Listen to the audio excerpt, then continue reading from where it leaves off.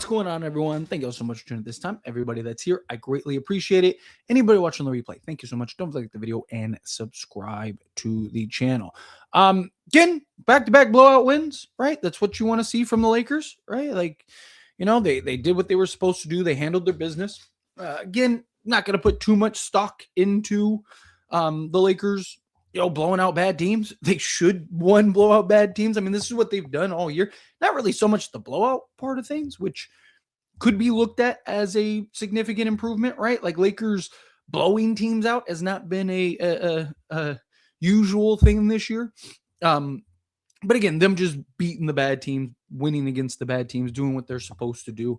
Again, I don't want to put too much stock in these games. I'm not going to sit here and be like, oh, Lakers are the best team in basketball again. We're back, baby. Nothing like that. But again, it is good to have these type of games. I talked about, right? Like you need these games sometimes to right the ship a little bit, right? Sometimes you need these games to kind of work out some of the kinks, kind of, the big three hasn't really been working very well. Luka, LeBron, and Austin Reeves, they've had their struggles, on the court together and whatnot.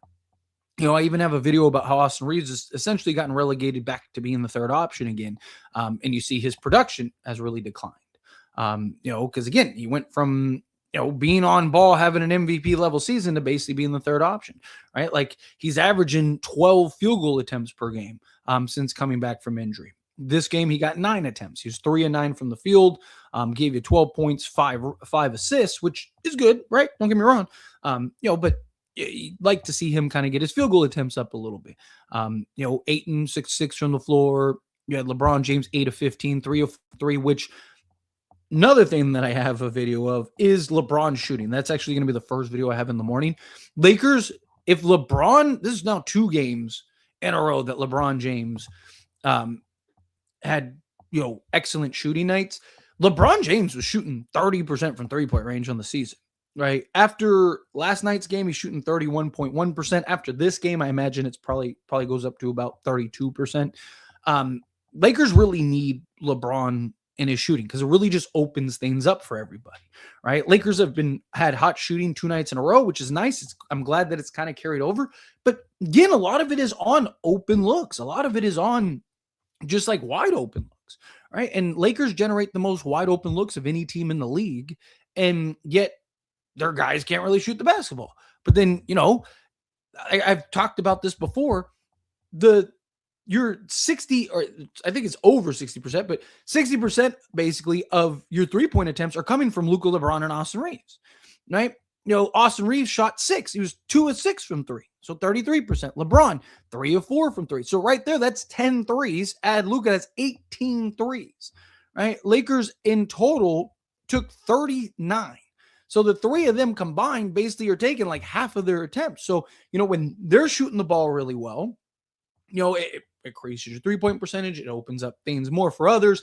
Now, teams can't pack the paint as much. They got to close out harder, which leads to, a couple swing passes. All of a sudden, you got somebody open. Lakers have done a good job these last few games of moving and sharing the basketball, right? Like that's been another really big thing for the Lakers is the assist totals these last few games. Lakers have done a really good job of not, having sticky hands, right? Sharing, moving the basketball.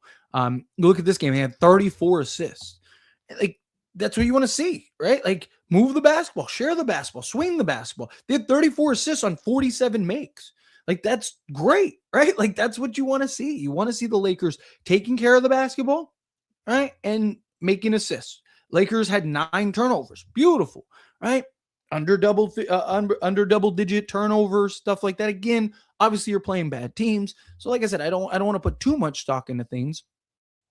But this Lakers team, again, there's a lot of potential here for them to, start to kind of use these 2 games, the Pelicans game, kind of figure some stuff out, work on some things. Again, sometimes you need the bad games. Sometimes you need the bad teams to kind of work, carve out what you need to carve out, right? It's hard to kind of, work on certain things and run new actions and try and experiment with different lineups and do all these things when you're in the middle of, a tough stretch or, the middle of a road trip or something, because it's just like, man, I can't, you don't get the practices and you don't get the reps. And, these games are very important, like again, Lakers can't really afford to lose games right now. You needed these 2 games. You got it. Now you need to beat the Pelicans. And then you have another back-to-back against the Denver Nuggets, which is, I mean, the Nuggets game and the Timberwolves game, those 2 games coming up. And they play both of them twice coming up.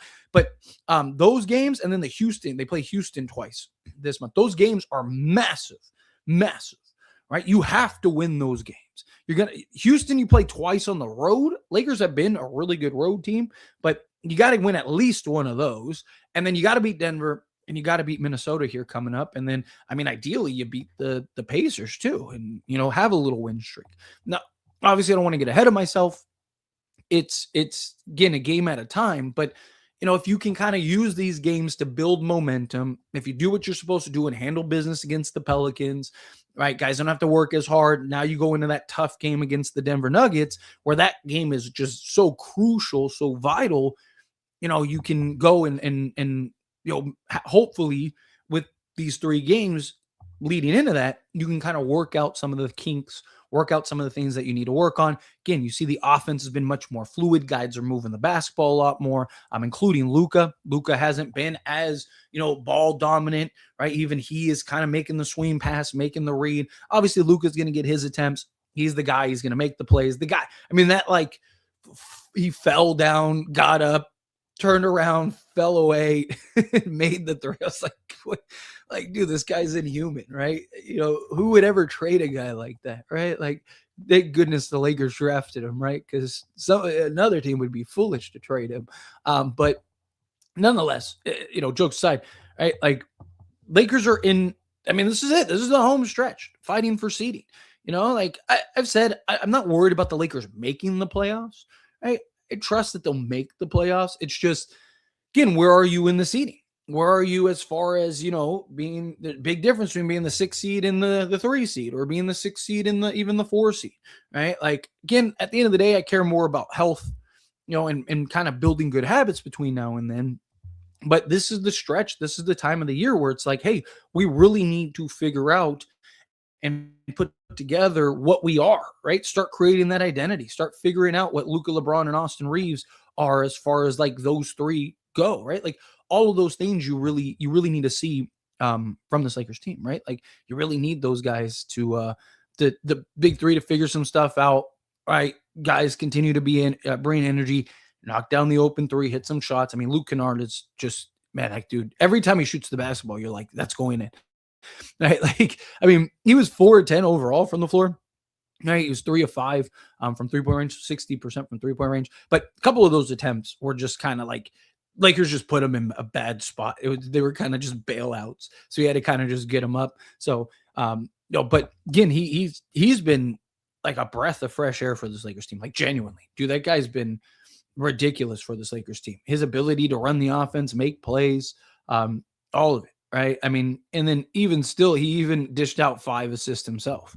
Right. 5 assists, 1 steal, 1 block, only 1 turnover. Right. Taking care of the basketball. And then that one, even the 1 turnover is the one where he fell and just lost the handle. Otherwise, it would, again, another clean game.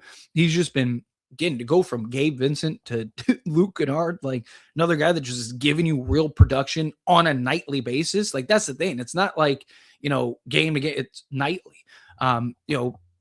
So, and then guys just doing the dirty work. Max Kleba, I thought, had a really nice game, really good defensive game, grabbed 6 boards in 13 minutes, went 3 of 3 from the floor. DeAndre Ayton obviously went 6 of 6 from the floor, 4 rebounds, 2 assists, 2 steals, and a block with 12 points in 18 minutes. Jackson Hayes got in a foul trouble, but he was 2 of 2, 5 rebounds, and an assist. Bronny and a dude, they're okay, man. And you felt the impact, right? Again, I still would like to see those guys play. I would have liked to see them kind of run them a little more this game than what we got. At least them, Kobe Buffkin, obviously you brought him in on a 2-way. He's just kind of forcing shots because he's trying to he's not really playing. So I don't really blame him for it, but I'd like to see him, what does he look like in a structured environment? Right. But at least Bronny and Adou Thiero, I'd really like to see kind of just get some opportunities. Again, not saying you have to play them 20 minutes a night, but even just in little 10-minute bursts, just to give you some youth and athleticism injected. You don't even have to play them at the same time, right? Just have them, scatter them, right? With Jared Vanderbilt and stuff like that. Like that could just can go a long way for this Lakers team. Give you some defense, give you some athleticism injected out there. Marcus Smart had a great game too. He was 3 of 5 from the floor, 3 of 5 from 3-point range. Lakers are have only lost 3 games when he hits a 3. Like Marcus Smart hits a 3, you basically know you're gonna win. So again, nice all-around effort. A couple guys had some rough shooting nights. Like I said, Rui didn't have the best shooting night. Jake LaRavia didn't have the best shooting night. Rui was 2 of 8, 2 of 8 from the floor. Jake LaRavia was 2 of 10 from the floor. But, the difference is between Rui and Jake LaRavia is Jake LaRavia gave you 7 assists, an assist, a steal, right? And was a plus 11, right? Rui Hachimura, right? He, again, gives you 2 rebounds. He did get a steal and a block, but, again, it's just the margin stuff. Jake LaRavia just gives you more of the margin stuff. But anyway, let's get into all these super chat questions, all the regular chat questions, all of that stuff. I'm glad we were able to get this win. And, again, just keep building that momentum. Real quick, hit that like button for me. Hit that subscribe button for me. Forgot to mention that. Samurai Jack, coming out the file of super chat. Thank you so much. I really appreciate that. Haven't donated in a while. My bad. Hey, no, don't ever apologize for that. I'm just blessed people even want to. Thank you so much. Seriously, don't ever feel like you have to, right? I say it all the time. I do this because this is my way to connect with the fans and stuff. Obviously, super chats help a ton. I do this for a living, so absolutely. I'm very thankful. It helps a ton. But again, I don't do this solely for the super chats. I do this to be able to just connect. So don't ever feel like this is my opportunity for us to vent and have our therapy sessions and, and again, build the community, right? You need that. You need to be able to have the connectability and stuff for that. So I get my joy, I get everything out of that. Obviously, again, super chats help me out a ton, but again, don't feel like you haven't donated. If you can, beautiful. Thank you. I really do appreciate it, but don't feel obligated to. I never want anyone to feel obligated to. But what was Maxey on tonight? He's been solid for the Lakers, right? Just big, physical, right? Look, I've said from the beginning, right? Even in the video that I broke down when we first got him as part of the Luka trade, right? He's just a really good player.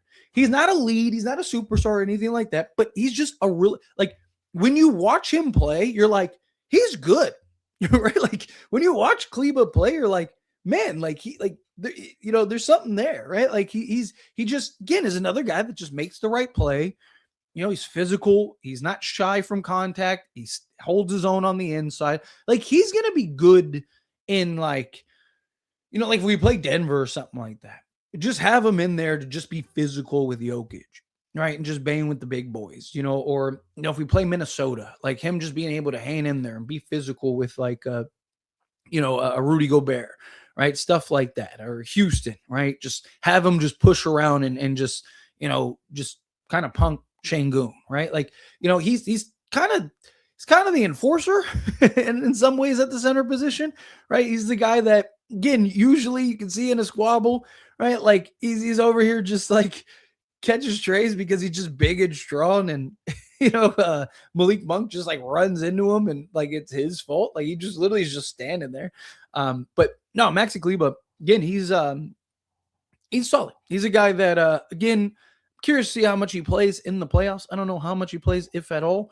But I do think he's a guy that, again, in spots, in spurts, in moments, he's a guy that could be very valuable for this Lakers team. He plays the right way. He does what he's supposed to do. He doesn't try to play outside of his box. He hustles, rebounds, does the things that you want to see. And he does it even in limited minutes. So it's great to see. But again, I appreciate you. Thank you so much, Jack. Seriously. Thank you so much, super chat. All right, let's get in the regular chats until some more trickle in. There we go. All right, let's go. Again, another bad team, but a win always feels good. I need to keep building off of this. And nah, man, I'm done. JJ play a dude there. I've seen enough with that one poster. Get him playing time. Yeah. Again, I'd like to see the injection of some of the youth. I get, Lakers, they're trying to win every game right now. Every game is crucial, right? But that's what I'm saying. You don't need to play. I'm not saying play Theo 30 minutes. I'm not saying, he has to he has to be a guy that, you're leaning heavily into, but, just like in spurts, just to give you that size, that length, and athleticism, right? Same thing with Bronny. His ability to just be that point of attack. He's been shooting the three ball really well, like really well this year. Kind of had that forced one, which, I'm fine with, right? Like, you hit the first one clean, crowd's all into it. You're feeling the energy. You're like, it's the end of the game. Who cares, right? So you get it up. But like Bronny's confidence has been just getting really good to see. It's been really nice to see. Dude, Thero, Bronny give you that athleticism, give you that defense, give you that hustle. They know what they need to do. Again, you don't have to play them 30 minutes, but just can you give me a couple spots with them? If they're stinking up the joint, take them out.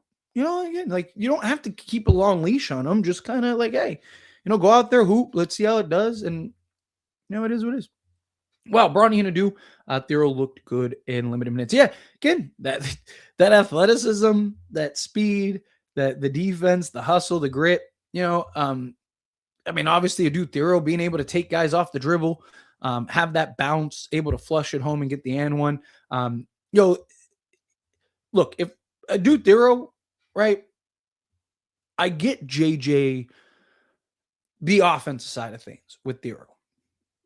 Right? Like, even in the G League, he's not finishing super efficiently at the rim. He's like 18 and 19 on dunks in the G League, but like, him getting to the basket, right, needs to work on kind of finishing around the rim. Part of that is, again, kid had a growth spurt, went from like 6'1", I think 6'2", to like, again, he was like a point guard, went from that to now he's 6'7", right? Just like had an insane growth spurt, which the hands get bigger, everything gets bigger. So you got to kind of readjust. You go from the rim being here to the rim being here, right? Like, it's like, oh man, like, look how high I am type thing. So, I get the concern. Same thing with Bronny. Bronny, I've talked about, and you even saw it in this game in limited minutes. Bronny's already figured out how to get to his spots and get his shot off. And that's like 70% of the battle, right? There's a lot of guys in the league that, struggle to get to their spots and actually get their shot off, right? But Bronny's figured that out. He's just got to get the touchdown. Once he gets that shooting touchdown, he's going to be a problem, right? Like, I'm not talking about like he's going to be a superstar or anything like that, but like, like an athletic TJ McConnell or something like that, right? Like, he'd be great in that role. Just like that tough nose, hard nose, point of attack defensive guy, get in the teeth of the defense, knock down the open shot, make the play, catch and shoot guy, right? Like, that's the exact kind of guy you need alongside Luka and Austin Reeves, especially if you're going with them long term. So, but yeah, free wins. Yeah, exactly. I'll take them right now. The Lakers need them. And shout out to Maxey, dude. He had some really good game. He had a really good game, man. Love what he's provided for us. I hate bringing him back on like a vet minimum in the off season once we've made all of our moves. Yeah, I mean, look, if you need a rough spot, I wouldn't hate keeping him around. Like, again, locker room guy, veteran guy, plays his role, plays it well, right? Like, again, he's somebody that is just solid. I like Maxey over Aiden. As far as like the physicality and interior, sure. Again, they're very different players. Maxey is nice in spots, right? Just his physicality, his defense, stuff like that. But Ayton still does a lot. I know everyone's like super down on Ayton and thinks he sucks and he's the worst center ever. But his athleticism, his ability as a vertical spacer, his ability to operate in the post and make plays out of the post, and be able to shoot over at the shoulder and knock down the mid range and stuff. Teams are more glued to Ayton than Hayes or Maxi Kleber. Right? Like, you watch the games, like, teams usually are like within range of Ayton because he is a good offensive center, right? Maxi Kleber, a lot of times teams just like forget about him. So he's able to kind of just sneak in and, get the offensive rebound, or, he's able to kind of just like backdoor and get the lay in or something like that, because teams aren't really worried about him. Teams aren't really thinking about him. They're worried about everyone else that's on the court.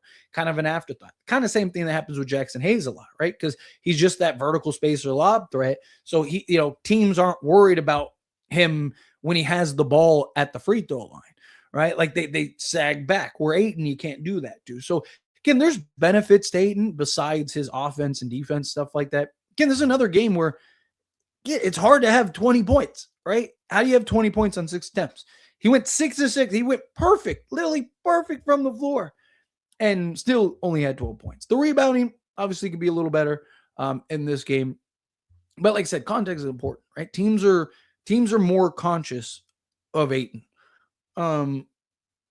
As bad as this team is, if LeBron is hitting threes and he and free throws, the Lakers are twice as good. I've always said his shooting is overlooked. X factor. Anytime he's doing 32% BS, it caps our ceiling 1,000%.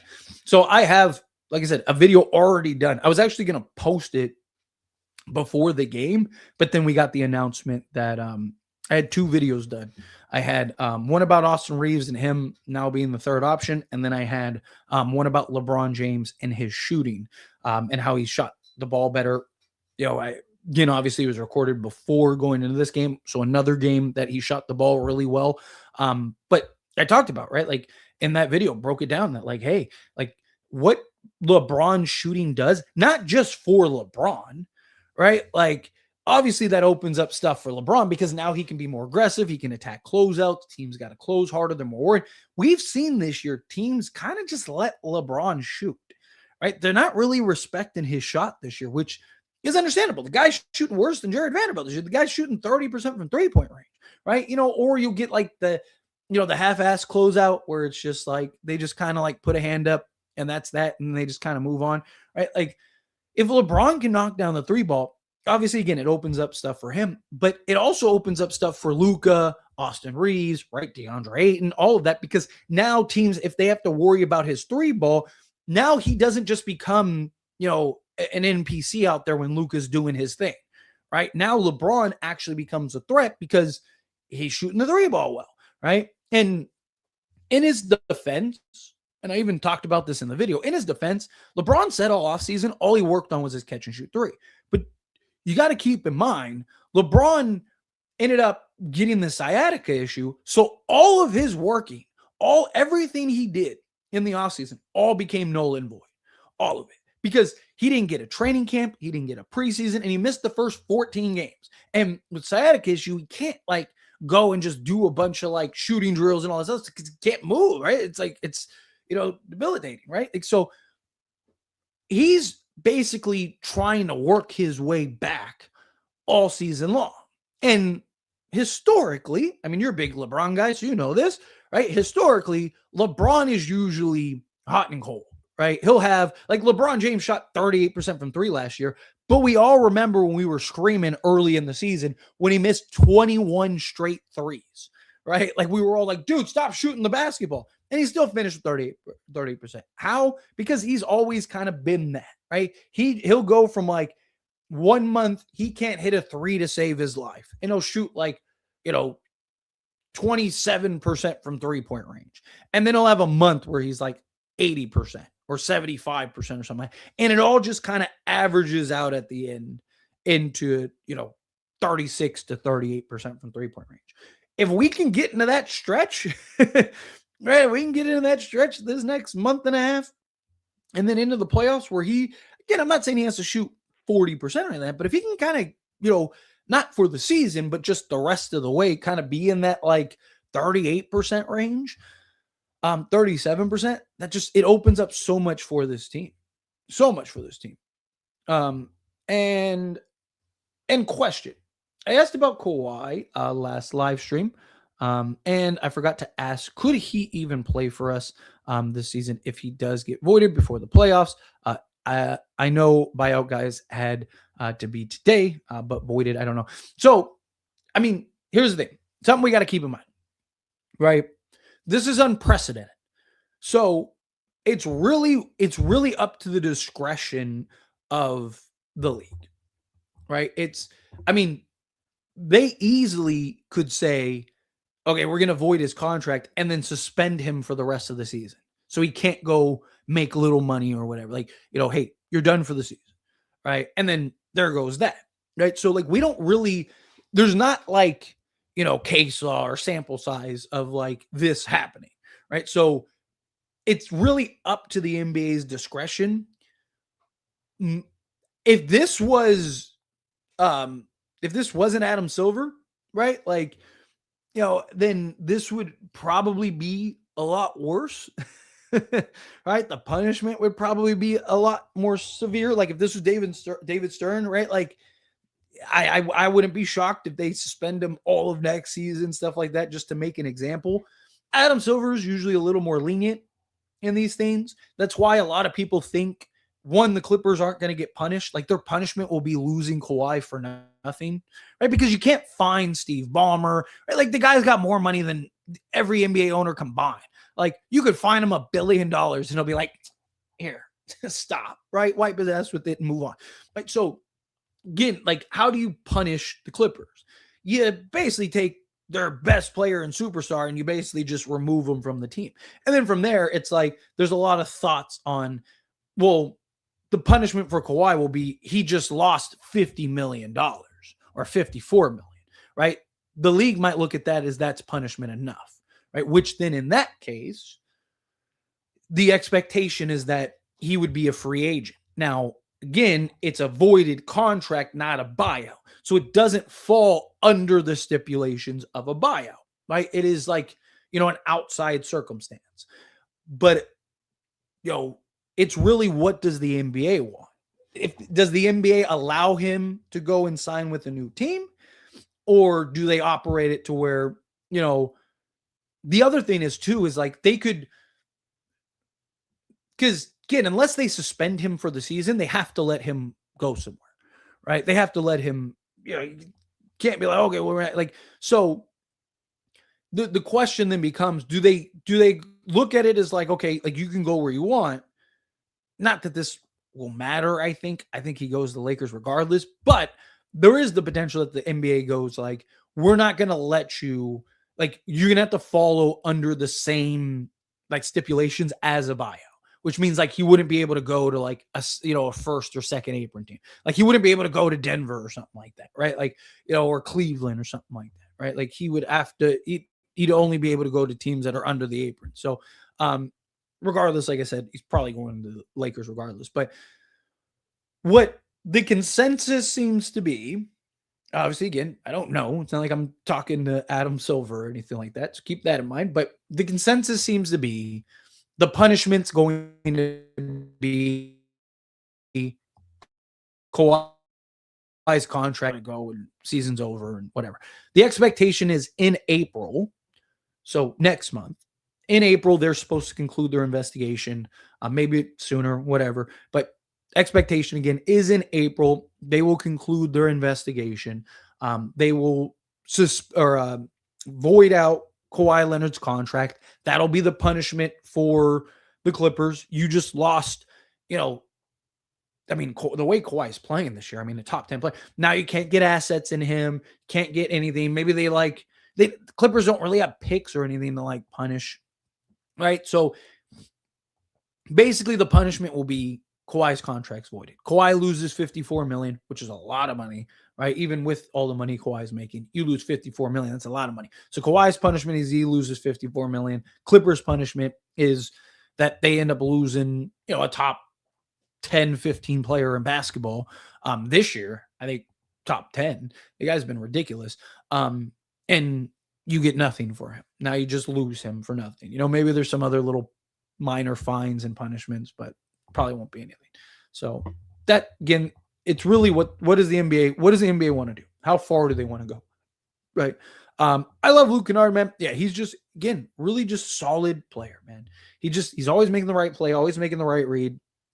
Just getting really good basketball player. Let's see. Just realized how close we were for trading 21st. You mean? How close we were for trading 21st? I don't.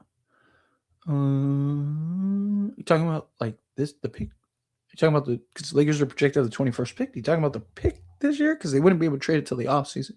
I don't know. I'd need a little more clarification. Appreciate the comment though.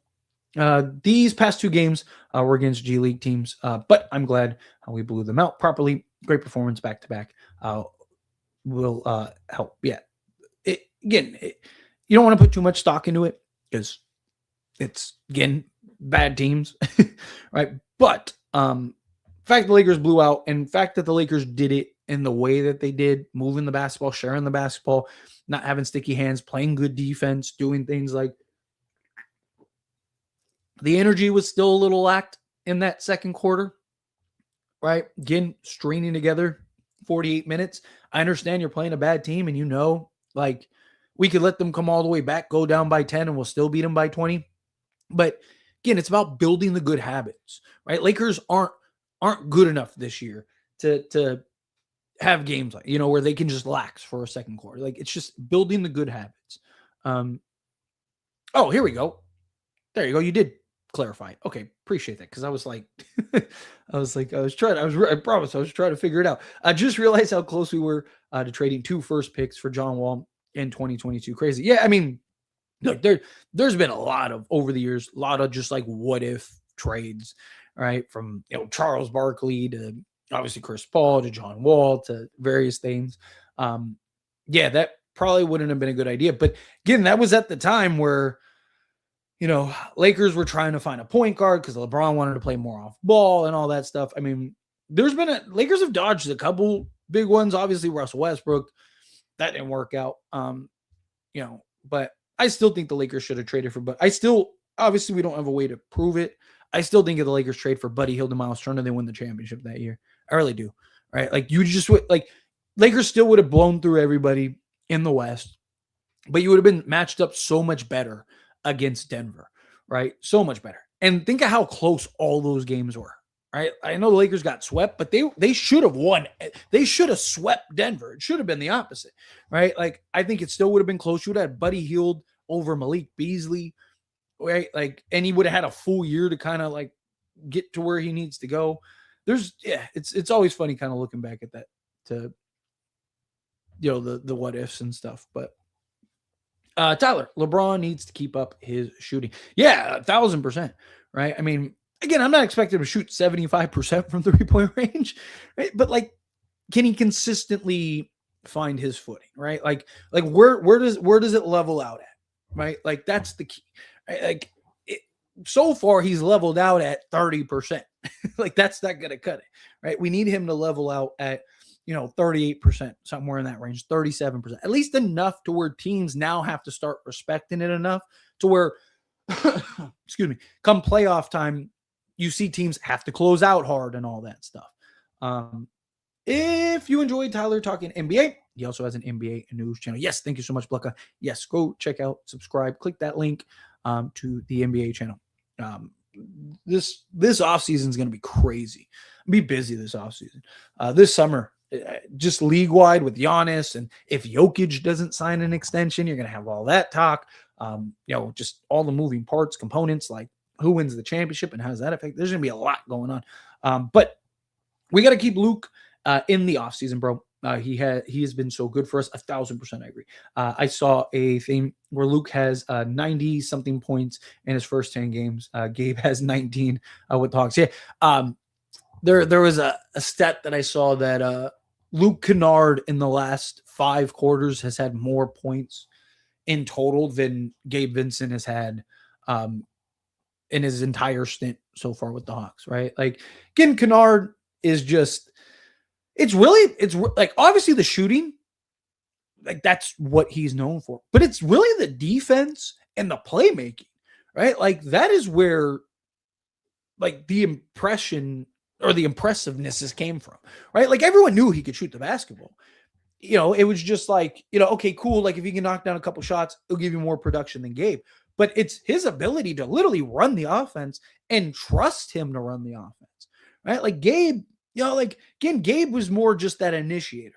Like Kennard's actually making reads, right? Like I wouldn't put him in like true playmaker status, but like, I talk all the time about guys that there's a lot of guys in the league that can make a play, right? Most guys can, right? In the guard forward position, right? There's a lot of wings and guards and stuff that get you 5 assists, right? But then there's like playmakers, right? Like Austin Reeves for many years. I talked about how he isn't a true playmaker. He's a guy that can make plays. To his credit, has actually evolved into a playmaker. It's been beautiful to watch. Luke Kennard is, I wouldn't go as far as playmaker, but like he's better than just like an average, like can just make a play, right? Like he's like, you can run him as your like backup guard, right? Like he's, he's been really good. Just making reads and stuff like that. He just isn't like, it's just again kind of high IQ, making the right read, making the right play, not really breaking down, right? Like that's like, in case you're like people are wondering like what's the difference, right? He's being a playmaker. Again, like Austin Reeves and Luka are literally creating things. They're breaking things down. They're essentially moving the defense to their will, right? Luke Kennard's not really doing that. He's just he's getting to the teeth of the defense, making a read, surveying, seeing, oh, this guy's cutting, easy bounce pass, right? Like things like that, right? Hopefully after the 2 previous YMCA pickup game wins, we can gain some more confidence and finish the season strong. Yeah, that's my hope. And that's why I keep saying, like, games like this, obviously as fans, we can't get too high on them, right? But you need these kind of games. You need these games to right the ship. Last time I talked about this, fingers crossed that this happens again, but was it now it's been like a month and a half, but it was when the Lakers went on that like 6-game win streak or whatever it was, right? Like, they were having their struggles or whatever. And then I was like, they have a couple bad games that could help them kind of recalibrate a little bit. And then they had those games and then they just started beating teams, right? And you're like, oh, wow, hang on a second, right? So again, like sometimes you need these games to kind of get things in order, I used to hate on Bronny, but not going to lie, he is definitely an NBA player. His confidence has grown tremendously. Yes, look, I've been a big Bronny defender because, again, like people forget he was a top pick before the injury, before the cardiac arrest, right? Like he was projected to go, I think, 13th to the Atlanta Hawks in the mock drafts before, he ended up having the medical concern, right? Like he wasn't just some like scrub. Like he wasn't just some like bum like people make it out to be. Like, oh, he's just this trash player. Like he was projected to be a top first round pick, a top 15 pick in the draft. So I always said dude, Bronny was projected to be a top pick in the draft, right? Like it's just the medical issues and the fact that he's even able to play again is crazy in and of itself, right? For having that cardiac arrest. So again, like things take time. He's the youngest player on the team, right? Like my frustration with the Bronny hate is if anybody else, like if Jalen Hood-Schifino was doing the things Bronny has done the last like 2 years, right? Like back into last season, but really taking strides this season, everyone would be talking about how, Cam Whitmore, look at Cam Whitmore. He's a bum. He can't even play on the Wizards, right? Like everyone would be hyping him up like he's the second coming, right? But because it's LeBron's kid, everyone's like, he's trash. Like, no, he's really good. Like, again, I've always maintained, I'm not expecting him to be his dad that way. I'm not expecting him to be a superstar. I'm not expecting him to be anything, right? Like, just can he be a rotation guy? Can he be that guy that comes off the bench, be your point of attack, be your defensive player, your two-way guy? Like, it's all you need. Like, part of the reason all of us were hyped when we landed Gabe Vincent was because the idea was him being a less athletic Bronny, right? Be that point of attack, be that on-ball guard, bring you toughness, physicality at the guard position, be able to knock down the open three and initiate your offense. Like Bronny's a better playmaker by a large margin than Gabe Vincent is. He's a better defender, or he has been, and he's more athletic. It's just the shooting, right? Like, can he consistently find his shot? But like I've said, he's already figured out 70% of the battle, right? It's just, he needs to just find his touch. Like usually you'll see his shots are usually a little too hard. He's kind of pushing the shot rather than, shooting the shot. It's kind of more of like, he'll get that. He'll work on his mechanics, shooting coaches, all that stuff. If I was him, I'd be working with like lethal shooter and stuff like that in the offseason, really work on your 3-point shot.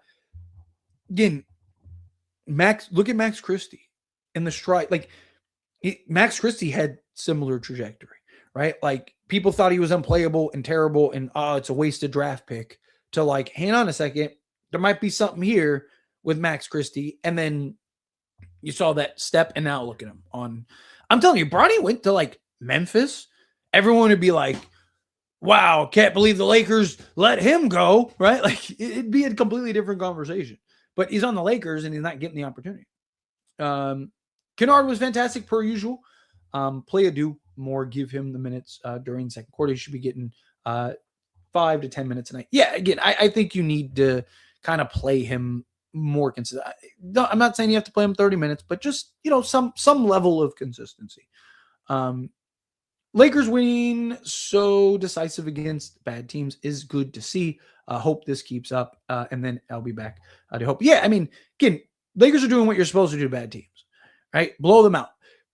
To the Lakers' credit, Lakers haven't really done a good job of blowing even the bad teams out.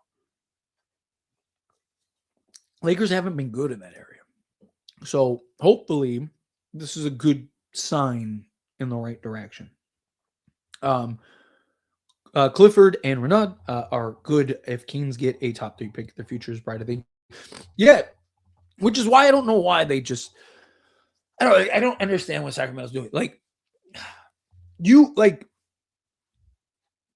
They have if they're projected to land Darren Peterson.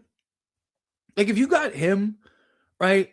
If you would have kept Keon Ellis, had Clifford, Renaud, and then whatever, Keegan Murray, right? Like they'd be probably pretty decent, right? Nice young core, some development guys. Go turn DeMar and whatever else into whatever you can, right? Buy some guys out, take a couple years. Like just I it's frustrating, right? Obviously, I don't care about Sacramento. Sacramento, if the Kings end up being dumpster fire forever, right? Like I'm a Laker fan, but it bothers me when it's organizations just can't even figure out the obvious. It's just how are these people making all this? But how? I don't know. I couldn't be an owner because I'm just if Sacramento made even one of the moves that they made, I'd be all right, all of you are fired. None of you know what you're doing, right? We need to bring some people in because these people are clueless, right? It's just as soon as after they traded De'Aaron Fox, or after they signed DeMar DeRozan, I would have been you guys are fine. This is I don't want to get into too much of a Kings rant, but Sacramento had it. They were set up. They were the great young team with all this upside and potential. Literally, they were 2, 3 wins away from being one of, if not the best teams in basketball. They were just the 2 seed, lost in a hard-fought game to the Golden State Warriors, right? Looked like they were the next team up. And oh my God. And it's just they panicked. I understand De'Aaron Fox got hurt. I understand Malik Monk got hurt. And they panicked. They're oh my God, we need if any team in the league loses their 2 best players and their 2 playmakers, right?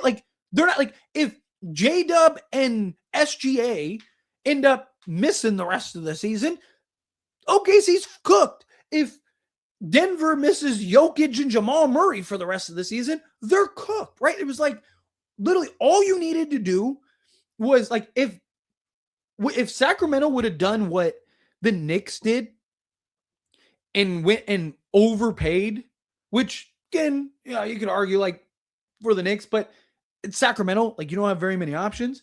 If they would have went and overpaid and sold the farm for Mikal Bridges and OG Anunoby, I think Sacramento right now would probably be in conversation for title contender because you would have had De'Aaron Fox, who was playing at an all-star level. You'd have had Domantas Sabonis. You'd had OG Anunoby, Mikal Bridges, and Keegan Murray, right? And then with Keon Ellis, Malik Monk, right? All these guys off the bench. You would have the bench depth. You would have everything. You would have been probably the best team or one of the best teams in basketball. At worst, you would have been the Knicks in the West, right? Which, again, Knicks have a chance to come out and win a championship, but no, they decided to let's go get DeMar DeRozan and then trade trade De'Aaron Fox for Zach LaVine. And I'm a big Zach LaVine guy. And I was what are they doing? I could keep going. I'm going to stop. I know I said I wasn't going to rat on Sacramento, but I did. Thanks, Austin. Appreciate you, buddy. Statistically, Chris Mignon is one of the best defenders in the G League. They need to bring him on. Yeah, no, he's like putting up like all-time great numbers in the G League right now. Like it's crazy the numbers his metrics and statistics are just like insane. Right? Obviously, G League, NBA are almost different sports, but that's like a really good sign. That's why I've been screaming to play Chris Mignon. Because I really do. He's somebody that could do some damage. Lakers hopefully can build on the momentum into Denver. This team shows flashes of contender, but they struggle to be consistent lineup. Keep up the good content. Lakers would play Houston in the first round. Yeah, which I actually think they beat Houston. But yeah, first off, I appreciate you. Secondly, yeah, look, I've said it all season. Don't be shocked if they are good come playoff time. But we need to see some of the good habits, right? Lakers haven't shown the good habits consistently, which is part of the problem. Ideally, some future pieces for a bench would be like Adu, Thero, Bronny, Chris Mignon. Yeah, exactly. I mean, that's the hope is like, I mean, maybe as soon as next year, right? Like even if they're not like the high end rotation guys, like just guys that can, like really be in your rotation in pinches and stuff like that. Something I've talked about very heavily is Lakers are going to need cheap rotation help, right? Because all of their money is going to have to go into their starting unit. Like assuming LeBron ends up leaving this offseason, you're going to have to solve your 3, your 4, and your 5, right? Like the only way you're going to be able to do that is with all your cap space and likely a trade, which means you're going to need guys like Chris Mignon, Bronny James, Adu, Thero that can be in your starting unit, right? Imagine having, Bronny, Chris Mignon, Adu Thero, Luke Kennard, Jackson Hayes, Marcus Smart, all off the bench. Can you find like a consistent vacuum scorer, right? Maybe it's Nick Smith Jr. Maybe he can, if he gets more consistency and take some strides, right? Like, again, you're going to need kind of that youth. Look at all the top teams in the league. They're all like 3-year players, like second to 3-year players, right? And they're just killing it, but they're able to play it. You can get through the regular season just by being more athletic, working harder, hustle play. You win a lot of games just outworking your opponent, right? As we've seen being Laker fans.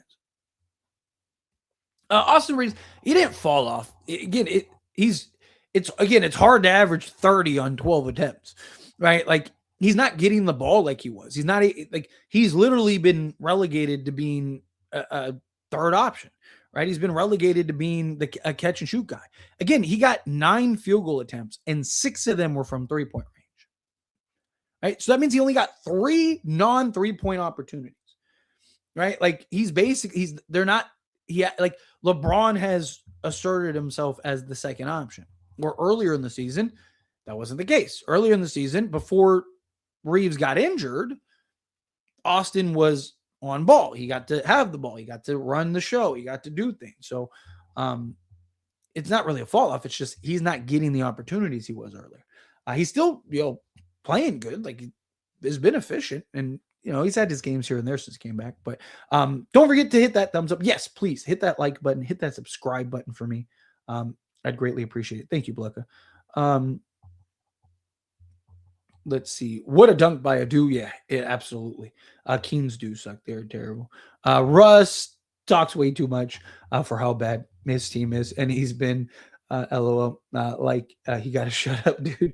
I'm not going to lie. I love it. Like, I do. It's something I've always loved about Russ. Whether he's up 30 or down 30, he's just talking about. You get a lot of guys that quit chirping when they're quiet. Like I appreciate if you're gonna talk, you better be talking always. But obviously I know Laker fans aren't super high. I still love Russ. Like I would love to see him go to a team and win a championship. I know a lot of Laker fans wouldn't, but he's one of the few like dogs, in the modern NBA. Yeah, literally. Like he was in the game like 22 seconds and already had like one of the best plays of the night. I wonder if Nick Smith Jr. will be on the team next season. He's not played in a while. I like Nick a lot, and hopefully we get to keep him on a 2-way because he can be great depth guy for a great depth guy and score. Yeah, I imagine he will be. He's been good in the G League as just like that scorer. Again, he's that 6th man type of guy.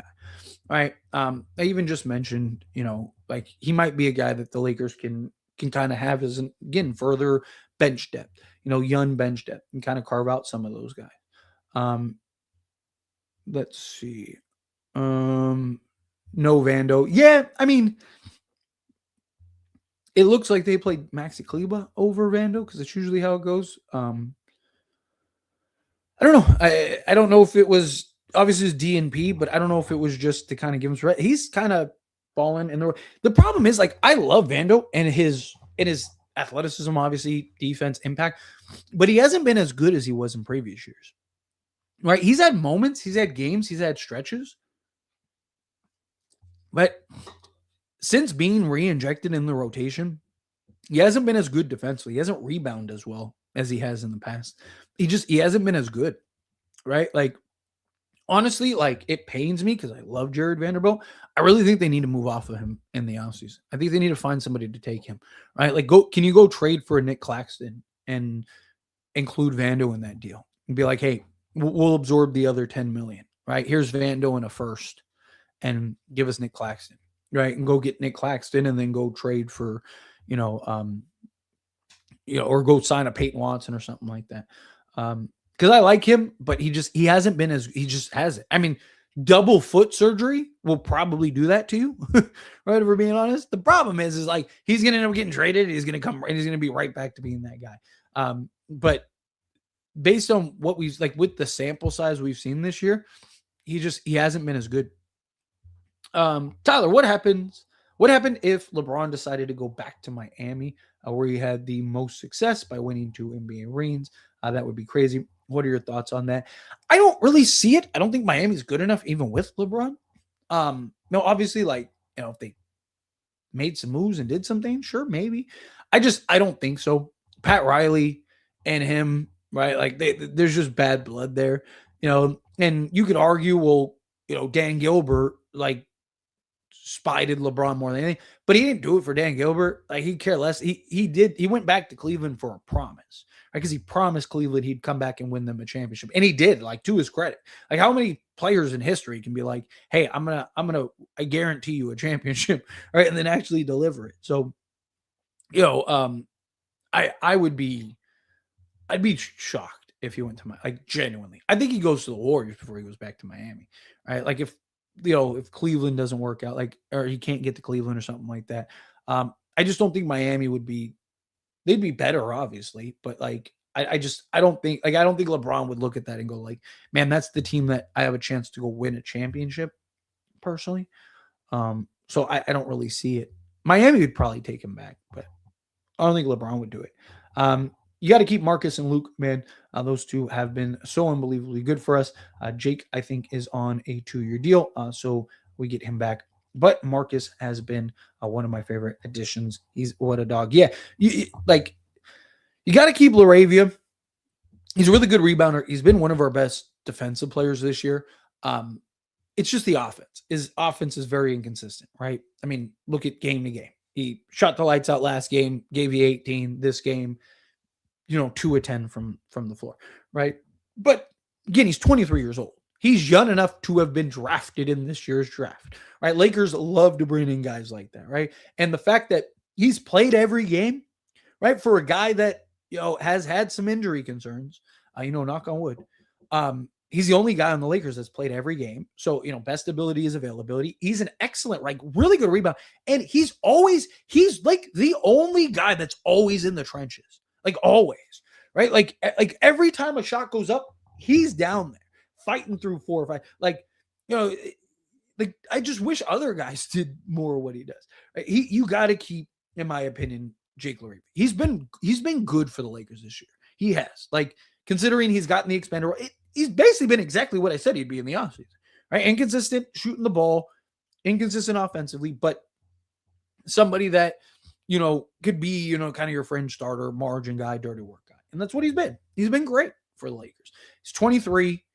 You got plenty of years, spend the next 2-3 years, he could end up being your starter, especially if he can knock down the 3 ball with some consistency, right? If I was the Lakers, I'd tell him, all I want you to do this offseason is just shoot the ball. Just shoot. But outside of that, yeah, you got to keep Marcus Smart and Kennard. All right. Was on DA's jeez. I know I saw that the whole he's doing the Space Jam thing next season, of course. Oh, there was a part one to that. Whoops. Could Maxi be better at the four coming off the bench next to a five, cut from the same type of cloth next season? Of course, potentially. I mean, they've had so Maxi Kleba and Jackson Hayes have actually been really good in like two-man units together.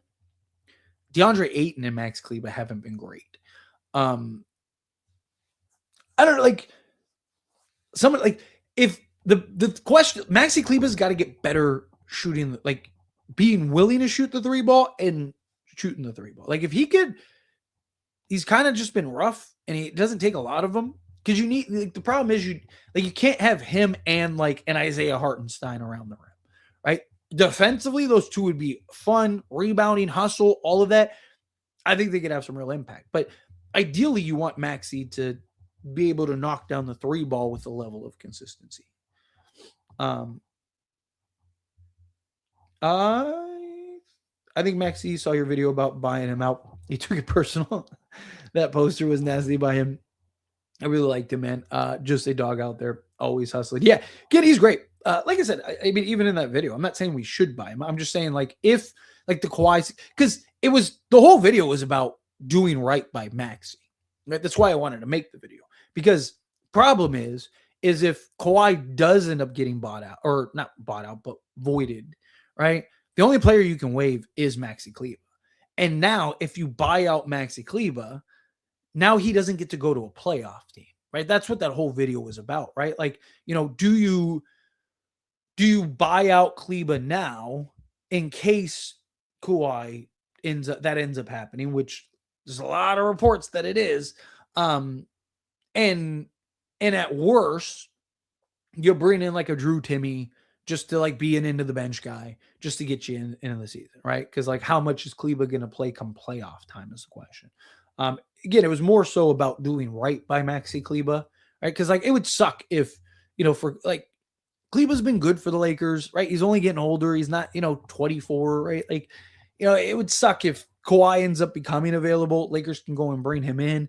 And then all of a sudden, you got to waive Maxi Kleba. And now he can't even go to a playoff team that needs him. You know what I mean? Like, I want to see the Lakers do right by him. That's why I was like, maybe they should have done that.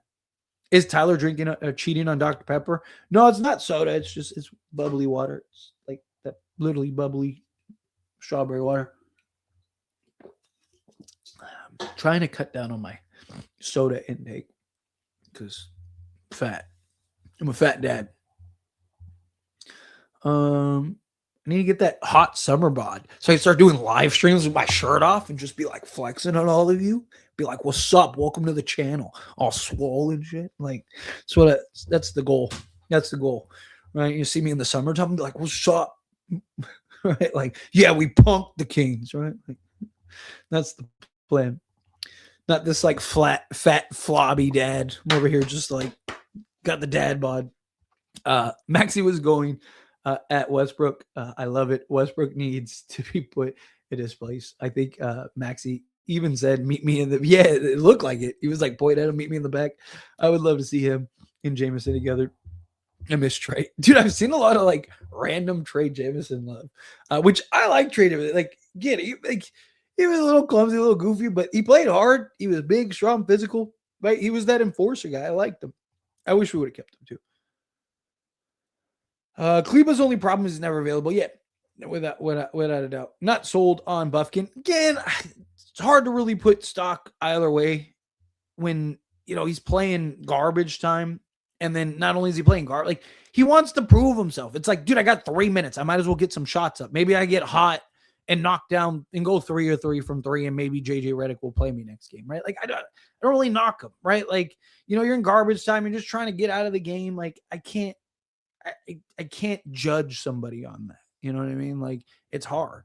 Hey Tyler, how's it going? I'm wonderful. Thank you so much. I really appreciate you. Appreciate all of you being here. Drip Show, what's going on, buddy? Appreciate you. Appreciate you as always. Only watched the first half. How did the rest of the game go? We played young guys or not? Nah, like the last like 4 minutes of the fourth quarter we did, but for the most part, no. Right? Like, I mean, it went how you expect. The Lakers just blew them out. They just ran through them. Got a little sloppy in the second quarter, but then after that, they cleaned it up. Game was over by the fourth. So again, that's what you want to see. I'm feeling good, man. These last two wins were games we were supposed to win, so it doesn't change much. But I'm just glad to see us blowing out teams for a change. Yeah, I mean, again, like I mentioned earlier, right? Like, obviously the Lakers have done a good job of beating these teams. They haven't done a good job of blowing these teams out, right? Who do you think wins the NBA Finals? If Denver can stay healthy, which is kind of their problem, I still think Denver's probably the best team in basketball. They've just been dealing with a lot of injuries and stuff, but Denver should have beaten. If Denver had more than 4 healthy players, they beat OKC last year, and they probably win the championship. So, I really lean towards Denver coming out the West if they can stay healthy. From there, I think in the East, I think it's either I'm not sold on playoff Pistons. Right? I think they're another Cavs last year, really good during the regular season. We've seen a couple games from them where you're kind of like that doesn't look good for a playoff team. I'm not gonna lie, and it pains me to say it, but like if Boston gets Jason Tatum back, and Jason Tatum is like, half decent, Boston might be the team that comes out the East, right? Honestly, I think the Cavs, like if I had to like pick an Eastern team, it's the Cavs or the Celtics with Tatum. If Tatum doesn't come back, then I kind of lean towards the Cavs. The problem is like all the teams in the East have like big question marks. Like Cleveland's probably the best team in the East if James Harden actually shows up come playoff time. Problem is like, will he? To be honest, I don't really have a bunch of faith in the Knicks. I don't. Matchups are very important, but I don't think they beat Boston if Tatum's healthy this year. I don't think they beat the Cavs if James Harden shows up, and I don't think they beat the Pistons. But I think the Pistons game would be a little closer. If I had to say, I think it's probably Cavs Nuggets, with the Nuggets probably beating them. OKC 47-15. Yeah, I mean, look, I don't think anyone would be shocked if they just won the championship. They should have lost a couple times in the playoffs last year, right? Like, they're beatable. They're beatable is the thing. Thibault is a buyout. As far as I know, he hasn't been bought out. Now, it is possible that some buyouts have came in because technically I think they have till 12 p.m. Eastern time. I've been on the live stream the last over hour. So it's possible that guys got bought out. I don't know. Up until the game or up until this live stream, I hadn't seen anything on Matisse Thybulle being bought out. So it is possible. Tyler going to turn Bronny into the next Kendrick Nunn. I hope not. I hope he's good. All right, let's do a handful of more questions. I'm going to skate on out of here. Main win LeBron has the 3-ball flowing. It really gives the Lakers a different dynamic. Him and Luka hitting spreads the floor for the rest. It makes it hard for them to be guarded. O-drive. Yeah. 1,000%. 1,000%. Right. It opens it up for everyone else. It makes it easier for Luka, Austin Reeves, LeBron to even get into the paint. Teams have to kind of, contest and challenge LeBron James at 3-point line. So Lakers not making any moves for the buyout, staying pat. I think so. Right, there's nobody right now that makes sense. Right, if like Matisse Thybulle gets bought out, Chris Middleton. I mean, you could argue he should be your starter. But there were reports. I did it in my update video this morning. He was expected to stay with the Mavs. So outside of Thybulle and Chris Middleton, there's not really anybody that makes sense. Like Georges Niang, sure, for maybe some shooting, some floor spacing, but he also, if I'm not mistaken, hasn't played this year, right? He's another like big injury guy this year. There just isn't anybody that you're like, that's the guy that the Lakers should bring in, right? And so it's why I didn't mind the Kobe Buffkin signing. It's like, who else are you bringing in? I know people wanted Cam Thomas, but he didn't want to go to Lakers. Lakers were trying to get Cam Thomas. He didn't want to go. He went to the Milwaukee Bucks. Where he wanted to go. Jeremy Sohan. He didn't want to go to Lakers. He wanted to go to the Knicks because the Knicks were the team that, were going to play him heavy minutes, stuff like that, which is funny because he hasn't been. He played, 2 minutes, I think, tonight's game, something like that. But chances are Lakers are probably just stand pat, wait and see what happens with the Kawhi situation, and then do it from there. Would you ever do a Q&A video or to like a call-in show at like 50K or 100K for a special? Not like all the time or nothing. I mean, so like I get asked all the time about like doing like a call-in show or bringing people on the show. And I personally would love it. I'd love to be able to bring you guys on and like have conversations. It's just too risky. Like you even see like Lakers Nation stop doing it and stuff like that, right? Because YouTube's just very strict in a lot of ways. It's why usually when people bring people on their channel, it's other YouTubers, right? Because they know the guidelines. They know what you can and cannot say, right? Like, and it might not even be anything that you think is bad. It might not even be anything that I think is bad. It might not even be anything that, you mean in a malicious way or anything like that. But like even cursing too much, right? Like if you notice, I don't really curse, right? On occasion, I'll say, a naughty word, right? Like what's the meme? Like, yeah, I curse sometimes, right? Like but I try to keep it as family friendly as possible because that's, where the best ads are and stuff like that. Because again, anybody from age 6 to 60 can watch my channel, right? Like, they can just take the information in. Parents don't have to worry about me, cursing and screaming and going this and that and the other. It's like, I'm Disney, if, to put a word to it, right? Like, but the problem is like, JB, you come on, I'm not one of those people, like, I don't want to have to police people. I don't even police the comments, right? Like I don't delete comments. I don't block people. I don't do any of that. Like say what you got to say. Say it all the time. But the problem is like if you came on and you're cursed, now I got to sit here and like, be the bad guy the whole time and make sure everybody like, and like even call-ins, like the difference between like me and Lakers Nation is they're a company, right? Trevor Lane's just the face, right? He's just the host, right? But there's people behind it. So, like when they would do the call and stuff like that, they have people that can screen and do all this. It's just me.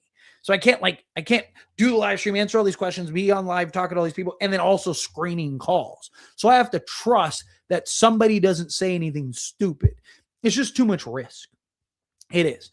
I would be down to do like, like privated live streams that like aren't public, or like, subscribers can come in and do something like that. I've explored ideas. Like I've had people be like, because a lot of channels, what they'll do is they'll do like channel members, like do channel memberships and like, and then people do like private live streams for the channel members and you can go and talk and hang out and all that stuff.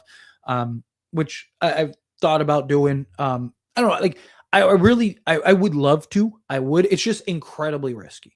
Like, I can lose my monetization. I could lose my entire channel, not even you, JB, like anybody, like, all it takes is for somebody to say something out of pocket and it's live, right? So now I'm like, I got to do that, or I got to bring on a bunch of people and then I got to edit everything out and I got to spend 30 minutes, like, or several hours editing out a bunch of stuff because like, it's just a lot. There's just too much risk personally. It's why you don't see channels really do it anymore.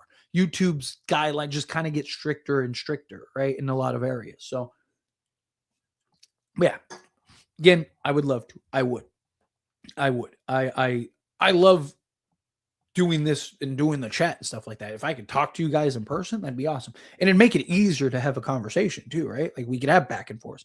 Why did the Stars play so late, especially Braun and Reeves? I would have liked for them to come out and to play way more. I mean, his energy crazy in a few minutes, and they barely swung him the rock. I mean, I think part of it was we already saw Sacramento cut it to like 10 quick, right? I think JJ was kind of looking at it as like, hey, let's really extend the lead.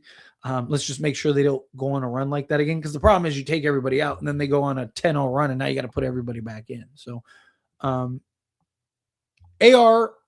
is a little too unselfish. Um, to be honest, I don't disagree, right? Like you're right. The best thing for his career would be to go to another team. He plays best as a number one option. If I was him, I would ask for a trade next year.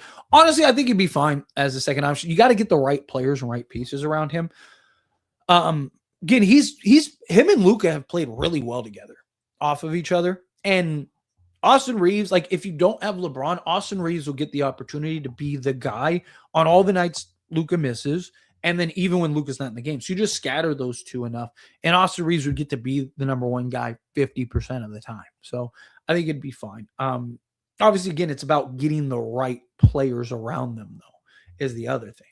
Did I get to in the chat? Oh, perfect. Because I was going to wrap this up, but cool. I got to in the chat. I want the Nuggets in the first round. They are a good matchup for us. No team in the East ain't winning the championship. I don't really have faith in anybody in the East either.